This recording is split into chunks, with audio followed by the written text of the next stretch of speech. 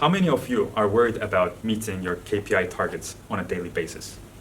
That expectation would be normal in an organization that is designed for good weather. A world where a supplier is delivering everything timely, where technologies are established and consumers' preferences are changing, worst case, slowly. However, that's not the world we're living in right now, and the world is much more complex to operate reliably. The global trade relations are changing. We're living among many emerging new technologies on the cusp of AI. And finally, consumer preferences are shifting in many unexpected ways.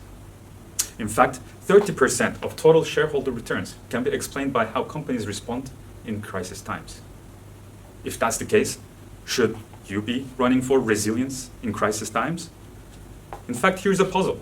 A survey finds that 30% of companies are actually choosing to run after efficiency, whereas another 30% for resilience, and only 20% is aiming to be built for all weather conditions. Should your company be like that? That is the question we would like to answer in this course. Welcome to the course on designing high-performance organizations. I am Ekin Ilseven. I'll be the instructor of this course as an assistant professor of strategy and organizations at Católica Lisbon School of Business and Economics. My research focuses on organizational resilience, but also on its strategic use. Maybe not every company has to be resilient, and there might be some conditions under which they should actually be prepared for crisis. In this course, we will try to get to the bottom of this by looking at what industry conditions, what market conditions, and many other factors are enabling building resilience versus not. We are aiming to address 4 questions. First, how do we bring this all together? Organizational effectiveness, the pursuit of the strategic goal based on the industry, market, and technological, generally business environment conditions is going to be central to the class. For this, we will use competing values framework that allows us to map where the organization should stand. After that, we will approach efficiency together with innovation. Organizations need to be not only delivering on an efficient basis, but they also have to adapt to at least predictable changes. And this is posing quite some trade-offs in organizations.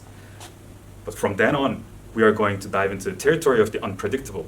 How can an organization be resilient to unexpected shocks, adversities, and crisis? In fact, this is going to bring us to an important trade-off between efficiency and resilience and emergence of effectiveness among these two.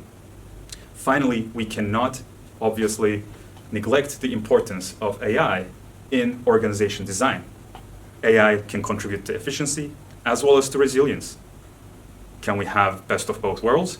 Or are there limits to AI and how it is implemented in achieving both? In this course, we're going to use case-based discussions, we'll have guest speakers, and we will use simulations to make the decision feel real. The practical purpose of this course is for you to take what you see in these discussions and the course, take it home and to your office, and take a deliberate look at where your company should stand: efficiency, resilience, or effectiveness.